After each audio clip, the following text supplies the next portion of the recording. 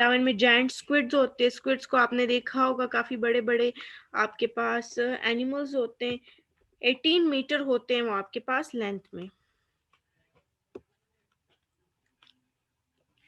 18 metre आपके पास होंगे length में। और आपके पास एक छोटा सा जो स्नेल होता है गार्डन का, उस तक इसकी साइज रेंज करती है।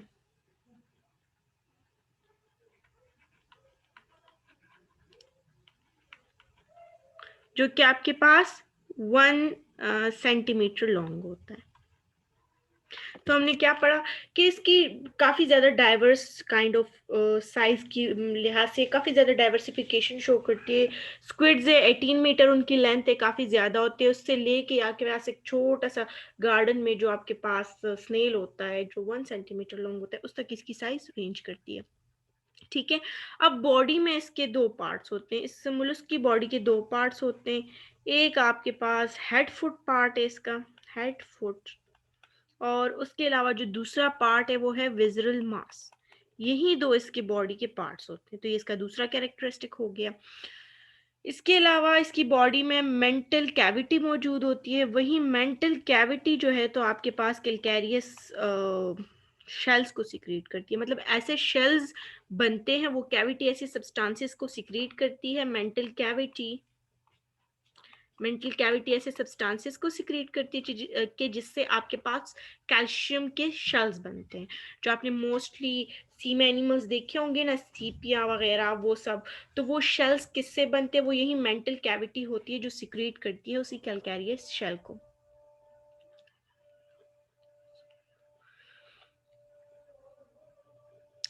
और यही कैलकैरियस शेल्स क्या करते हैं? ये आपके पास विजरल मास को कवर करते हैं।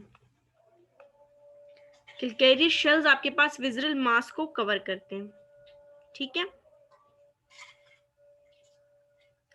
अब आपके पास मेंटल कैविटी के कुछ फंक्शंस हैं। मेंटल कैविटी काफ़ी ज़्यादा इंपॉर्टेंट फंक्शंस परफॉर्म करती है।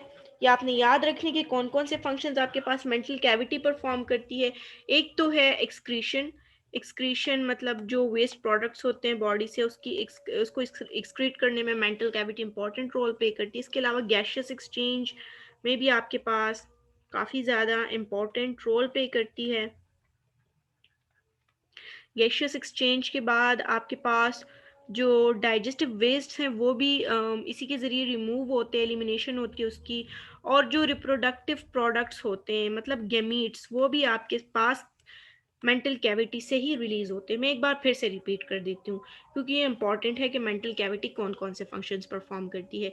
एक तो एक्सक्रीशन, एक्सक्रीशन वेस्ट प्रोडक्ट्स की, वो किसके जरिए होगी? मेंटल कैविटी उसमें हेल्प करेगी। उसके अलावा आपके पास गैशियस एक्सचेंज, मतलब जो आपके पास एक बॉडी में गैस ने अंदर आना है, दूसरी गैस ने बाहर जाना है, definitely carbon dioxide will be remove from the body and oxygen will be taken inside the body. तो वो जो गैशियस एक्सचेंज है, जो रिस्पायरेशन का प्रोसेस है, उसमें भी आपके पास मेंटल इंपॉर्टेंट रोल प्ले करता है। उसके अलावा जितने भी डाइजेस्टिव वेस्ट होते हैं, एक्सक्रीशन में आपके पास टॉक्सिक मटेरियल और वेस्ट, और जो इसके अलावा आप फूड मटेरियल ले लिया और उससे जो आपके पास वेस्ट फूड रह गया, वेस्ट फूड पार्टिकल रह गए, उनकी डाइजेशन भी इसके जरिए होगी। इसके अलावा क्या होगा कि जो आपके पास रिप्रोडक्टिव प्रोडक्ट्स है, रिप्रोडक्टिव प्रोडक्ट्स क्या है आपके पास? गेमीट्स। गेमीट्स क्या है? स्पर्म है और ओवम है। वो भी आपके पास रिलीज कौन करेगा? यही आपके पास मेंटल कैविटी उसको भी रिलीज करेगी। ठीक है। इसके अलावा एक और कैरेक्टरिस्टिक इसका ये है आपके पास कि ये बायलैटरली सिमेट्रिकल होते हैं। ये आपने याद रखना है कि जो आपके पास मोलस्क होंगे वो सारे बायलैटरली सिमेट्रिकल होंगे। ठीक है। अब इसमें आपके पास प्रोटोसोम वाली कुछ कैरेक्टरिस्टिक्स इसमें आ गई हैं। वो क्या है कि इसमें आपके पास ट्रोकोफोर लार्वा मौजूद होता है। इसमें एक लार्वा बनता है इनकी लाइफ स्टेजेस में, उसको ट्रोकोफोर लार्वा कहते हैं, वो इनमें मौजूद होता है। उसमें आपके पास स्पाइरलिस किस्म की क्लेविएज उसमें होती है। मतलब क्लेविएज क्या कि लार्वा स्प्लिट हो जाता है। और इनमें आपके पास एक सीलम बनता है, एक बॉडी कैविटी बनती है। उस बॉडी कैविटी को हम शाइजोसिलस सीलम कहते हैं। शाइजोसिलस सीलम कहते हैं जो इनकी बॉडी में कैविटी बनती है, उसको शाइजोसिलस सीलम कहते हैं। ठीक है। इसके अलावा इनमें सीलम की रिडक्शन हो जाती है, तो जब सीलम कम हो जाता है, रिड्यूस हो जाता है, उसके रिजल्ट में आपके पास कैविटीज बनती हैं। और वो कैविटीज क्या करती हैं? वो कैविटीज हार्ट को सराउंड करती हैं। उसके अलावा आपके पास निफ्रीडिया क्या है? आपके पास जो एक्सक्रीशन में रोल प्ले करता है, स्ट्रक्चर है जस्ट लाइक किडनीज। और उसके अलावा आपके पास गुनेड्स, उन सब को इस कैविटीज ने कवर किया होता है। ठीक है। इनका आपके पास ओपन सर्कुलेटरी सिस्टम है। ओपन सर्कुलेटरी सिस्टम का मतलब कि मतलब किसी ब्लड कैपिलरी वगैरह ने उसको सराउंड नहीं किया सारी की सारी क्लासेस में, लेकिन इनमें एक क्लास ऐसी है कि जिसका नाम है सेफेलोपोडा, उनमें आपके पास क्लोज सर्कुलेटरी सिस्टम है। ठीक है। अब इनमें एक खास किस्म का स्ट्रक्चर प्रेजेंट होता है, इसको हम रेड्यूला कहते हैं। रेड्यूला जो है तो ये फूड की स्क्रैपिंग के लिए, फूड को कैप्चर करने के लिए ये जो चीज यूज करते हैं उसको रेड्यूला कहते हैं। ठीक है। अब इसके बाद हम जाते हैं कि इसकी बॉडी में कौन कौन से पार्ट्स और क्या क्या होता है उसको देखते हैं। इसकी बॉडी में 3 मेजर पार्ट्स हैं। एक तो इनका हेड एंड फुट होता है। ठीक है। दूसरा इनका विजरल मास होता है, और तीसरा इनका मेंटल होता है। अब वन बाय वन हमें हर एक की डिटेल पढ़नी है कि भाई कौन कौन सी चीज क्या क्या करती है, किधर होती है। सबसे पहले हेड और फुट इनका। इनका जो हेड और फुट होता है ना, ये आपके पास हेड इसका एंटीरियर पोजीशन पे मौजूद होता है, मतलब बिल्कुल आगे की साइड पे इसका एंटीरियर पोजीशन पे हेड मौजूद होगा। इसका हेड आपके पास एलोंगेटेड शेप में होगा।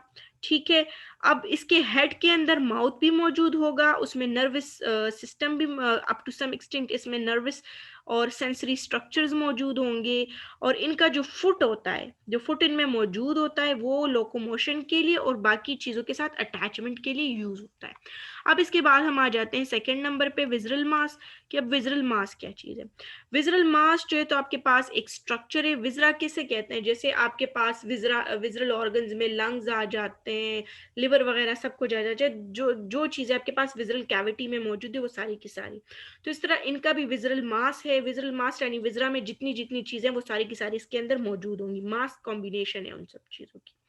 तो जितने भी डाइजेशन के ऑर्गन्स हैं वो विजरल मास के अंदर मौजूद होंगे, सर्कुलेशन के ऑर्गन्स हैं वो मौजूद होंगे, रिप्रोडक्शन के जितने ऑर्गन्स हैं वो सारे के सारे विजरल मास में मौजूद होंगे। एक्सक्रीटरी ऑर्गन निफ्रीडिया है वो भी मौजूद होगा। ठीक है। और ये जो विजरल मास है ना, ये बिल्कुल डॉर्सल पोजीशन में, ठीक है, डॉर्सल इस तरह की पोजीशन होती है, इस तरह से बिल्कुल हेड फुट के साथ। फॉर एग्जांपल यहाँ पे हेड फुट मौजूद है, तो उसके साथ बिल्कुल डॉर्सल पोजीशन में, मतलब बिल्कुल पैरेलल पोजीशन में लाई करेगा उसके साथ विजरल मास। ठीक है। अब इसके बाद है आपके पास मेंटल। तो मेंटल जो है तो ये यूजुअली आपके पास विजरल मास के साथ ही अटैच होता है। मेंटल यूजुअली विजरल मास के साथ ही अटैच होता है, इसी के साथ अटैच होगा आपके पास मेंटल। इसके अलावा ये क्या करता है? मेंटल बॉडी को कवर करता है, ज्यादातर बॉडी के पार्ट्स को मेंटल कवर करता है। उसके अलावा ये आपके पास जितने शेल्स मौजूद होते हैं इसकी बॉडी पे, ये मोलस्क की बॉडी पे, उनको सिक्रीट करता है, शेल्स की सिक्रीशन करता है आपके पास मेंटल।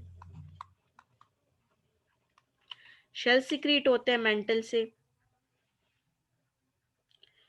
मेंटल के ऊपर जो शेल्स मौजूद होते हैं उनकी सिक्रीशन आपके पास मेंटल ही करता है। ठीक है। अब आपके पास ये जो शेल्स मेंटल सिक्रीट करते हैं वो 3 लेयर्स की शेल्स को सिक्रीट करता है। अब आप देखिए कौन कौन सी 3 लेयर्स हैं। पहली लेयर है आपके पास पेरियोस्ट्रैकम।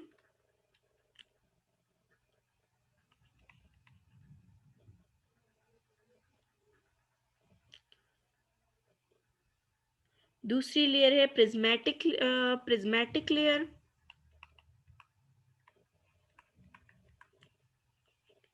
यहाँ पे भी दी गई है, ये देखिए प्रिज्मेटिक लेयर। और जो थर्ड लेयर है वो है आपके पास नेक्रियस लेयर। मैंने क्या बोला? मैंने इतनी सी बात की कि आपके पास जो थर्ड इसकी बॉडी का पार्ट है मेंटल, उसके ऊपर कुछ शेल्स मौजूद होते हैं। तो ये मेंटल 3 तरह के शेल की 3 लेयर्स को सिक्रीट करता है। अब हम वन बाय वन पढ़ेंगे कि कौन कौन सी लेयर है, कौन सी लेयर क्या करती है। देखिए ये मैं आपके लिए ड्रॉ कर देती हूँ। सबसे आउटर मोस्ट लेयर जो है इसकी वो हो गई ये पेरियोस्ट्रैकम,